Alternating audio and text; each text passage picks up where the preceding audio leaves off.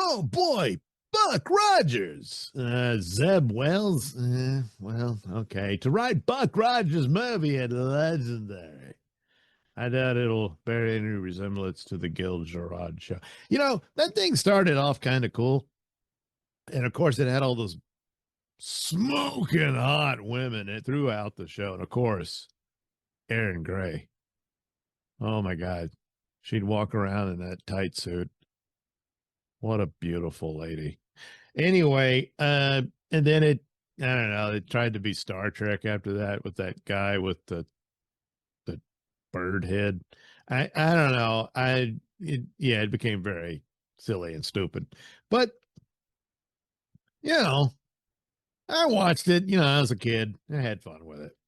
So anyway, but it's an old property. What's going to become of this? Well, Deadpool and Wolverine writer Zeb Wells has been tapped to write the latest draft of swashbuckling sci-fi hero Buck Rogers for Legendary.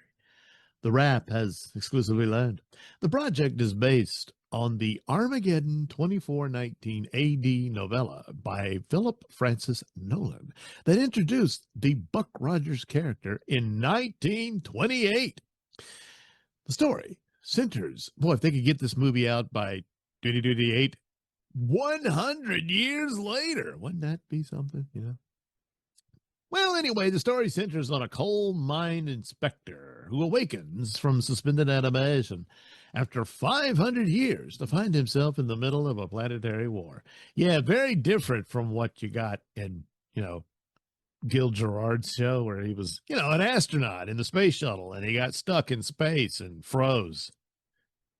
In a lot of ways you think, hey, maybe that's better, But anyway, Buck Rogers has been adapted into various comic strips, a movie serial, radio and television shows developed by Chicago newspaperman John F.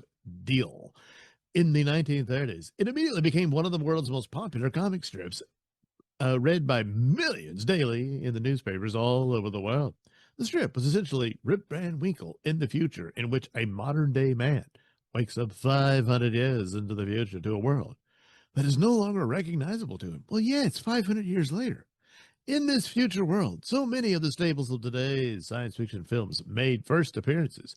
Ray guns, rocket ships, jetpacks, laser beams. The strip's vision of the future influenced the World's Fair and Tomorrowland in Disneyland. The strip became so popular that in 1939, it led to a wildly successful 12-part serial starring Buster Crabbe. Hey, he played Flash Gordon. Well, yeah, Flash Gordon was developed to be a competitor to Buck Rogers. Originally, they were going to get the license of John Carter of Mars, but Edgar Rice Burroughs wanted too much money for it or whatever. So Alexander Raymond made Flash Gordon, and the rest is histoire. But then, yeah, Flash Gordon got a couple of movie serials, and they decided, well, Buster Crabbe is good enough as Buck Rogers. Throw him into that role. Anyway, between the strips, serial, and later comic books, Buck Rogers became as known to every American as Tarzan and Mickey Mouse. Buck Rogers became one of the earliest licensing bonanzas, with toys, clothing, and bedding becoming popular for decades. Inspired by the success of Star Wars, in the late 70s, Universal developed a Buck Rogers television pilot starring Gil Gerard as the swashbuckling sci-fi hero, which went on to run for 2 seasons on NBC between September 1979 and April 1981. The feature-length pilot episode for the series was released as a theatrical film before the series aired, similar to Battlestar Galactica, Mary Parent and Cale Boiter are overseeing for Legendary. Wells, who co-wrote 2024's Deadpool versus Wolverine. Is that what I thought it was his Deadpool and Wolverine? Well, anyway, is an Emmy-winning writer, producer, and director, best known for the popular animated comedy series Robot Chicken, a prolific comic book writer for Marvel. His other credits include limited series Marvel Zombies, which was released in September.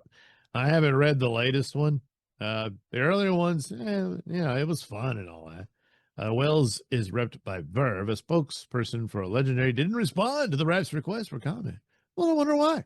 Well, anyway, I didn't care at all for his take on Amazing Spider-Man, but I don't know. Maybe he can do all right with this. Deadpool and Wolverine was fun. It's nothing spectacular, but it was fun, because he wanted to see those two guys together, and they didn't screw it up. So, all right. And of course, you got all this background material that you can utilize. And if you're respectful to the character, all right, it'll probably be all right, I guess. But you know what? The interesting thing is not mentioned here. The last time I heard about anyone interested in a Buck Rogers revival, and it was only a couple of years ago, was George Clooney. I thought his production company had licensed the property. Maybe his company's still involved. I don't know. I don't think he would star as the character, but I don't know, maybe would star as Dr. Hugh or something like that. I don't know. But anyway, we'll see. It's this old property. Yeah, another old property, but just don't do it the way they've been doing for the past 15 years. And you might have a shot. Might.